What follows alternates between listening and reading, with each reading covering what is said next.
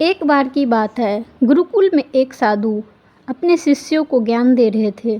उनमें से एक शिष्य ने पूछा, गुरुदेव, शिक्षा क्या है? फिर गुरुदेव ने मुस्कुराते हुए कहा, शिक्षा एक ऐसा विषय है जो मानव जीवन के हर पहलू को प्रभावित करता है। शिक्षा का अर्थ केवल पुस्तकों का ज्ञान प्राप्त करना ही नहीं, बल्कि यह एक व्यापक प्रक्रिया है जिसमें व्यक्ति अपने जीवन के विभिन्न पहलुओं के बारे में सीखता है, उन्हें समझता है। शिक्षा हमें न केवल ज्ञान देती है, बल्कि जीवन में सही और गलत का अंतर भी सिखाती है। भारत में शिक्षा का महत्व प्राचीन समय से ही रहा है। गुरुकुल प्रणाली से लेकर आधुनिक शिक्षा पद्धति तक शिक्षा ने हमेशा समाज में एक महत्वपूर्ण भूमिका निभाई है। प्राचीन समय में शिक्षा का उद्देश्य व्यक्ति के चरित्र निर्माण और समाज के प्रति कर्तव्यों का बोध कराना होता था। उस समय शिक्षा का माध्यम मौखिक था और शिष्य अपने गुरु से ज्ञान प्राप्त करते थे, जैसे कि उपनिषद, वेद, अन्य धार्मिक ग्रंथों से अध्ययन किया जाता था। जीवन के सभी पहलुओं को शिक्षा के माध्यम से समझाया जाता था। समय के साथ शिक्षा पद्धति में बदलाव आया। ब्रिटिश शासन के दौरान भारत में औपचारिक शिक्षा प्रणाली की शुरुआत हुई। इस प्रणाली में विद्यालय और विश्वविद्यालय की स्थापना हुई और शिक्षा को एक संस्थागत रूप में दिया गया, जिसे आजकल मॉडर्न में हम कोचिंग कहते हैं। हालांकि उस समय शिक्षा पद्धति का उद्देश्य अंग्रेजी प्रशासन कर्मचारियों का निर्माण करना न था, न कि भारतीय समाज के विकास करना। उसके बाद समय के साथ शिक्षा पद्धति में बदलाव आया। स्वतंत्रता के बाद भारत सरकार ने शिक्षा के क्षेत्र में कई सुधार किए। शिक्षा को सभी के लिए सुलभ बनाने के लिए कई योजनाएं शुरू की। प्राथमिक शिक्षा को अनिवार्य किया गया। उच्च शिक्षा के लिए विश्वविद्यालय और कॉलेज की संख्या में वृद्धि की गई। आज शिक्षा का क्षेत्र और व्यापक हो गया। तकनीकी शिक्षा, व्यवसाय शिक्षा और मॉडर्न शिक्षा और ऑनलाइन शिक्षा के माध्यम से डिफरेंट टाइप्स के ज्ञान और कौशल प्राप्त करने के अवसर मिल रहे हैं। शिक्षा का उद्देश्य अब केवल नौकरी प्राप्त करना नहीं है, बल्कि समाज में एक जिम्मेदार नागरिक के रूप में योगदान करना भी है। शिक्षा व्यक्ति के मानसिक और नैतिक विकास के लिए महत्वपूर्ण है। उसे यह जीवन की विभिन्न चुनौतियों का सामना करने के लिए तैयार करती है। शिक्षा के बिना समाज का विकास संभव नहीं है।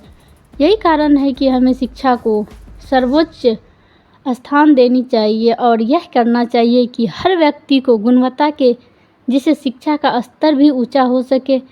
केवल तभी हम समृद्ध और विकसित समाज का निर्माण कर सकते हैं, जहां हर व्यक्ति अपने अधिकारों और कर्तव्य के प्रति जागरूक हो और समाज में विकास के लिए अपना योगदान दे सके।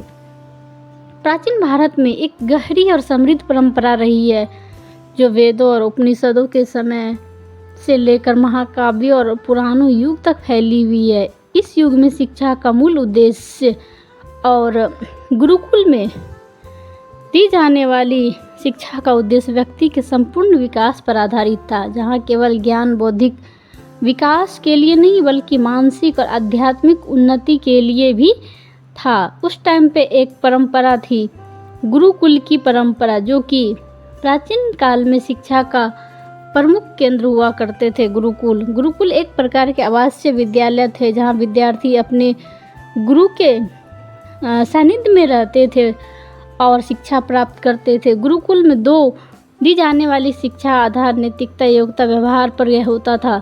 वहाँ कोई भेदभाव नहीं होता था। राजा के पुत्र और समान नागरिक के बच्चे एक साथ शिक्षा प्राप्त करते थे। उसके बाद एक कहानी है जो कि बहुत फेमस हुई थी, जो कि एकलव्य की कथा है। महाभारत में एकलव्य की कहानी शिक्षा के प्रति समर्पण और गुरु भक्ति का अद्वितीय उदाहरण प्रस्तुत करती है।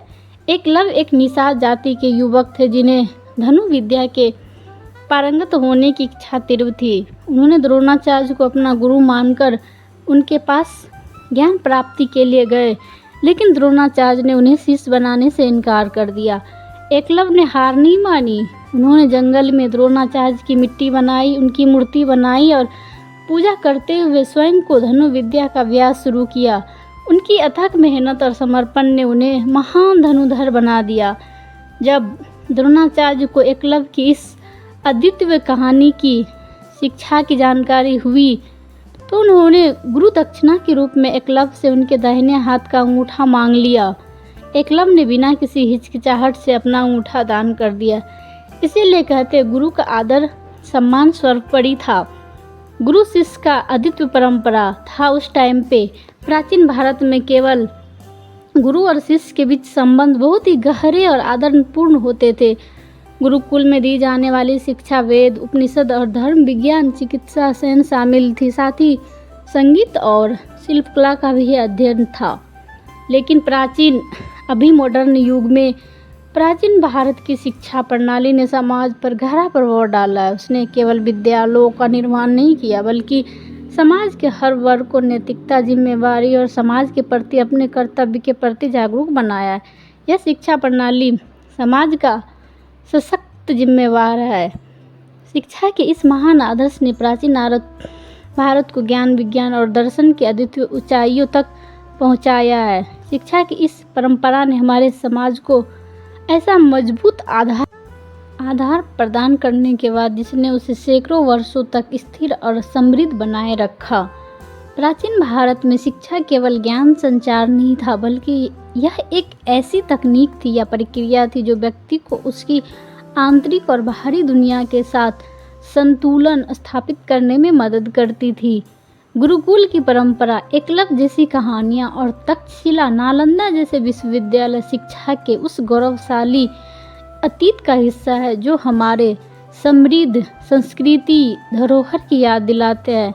इस परंपरा का अनुकरण करके ही हम अपने समाज को ज्ञान, नैतिकता मार्ग पर अग्रसर करते हैं।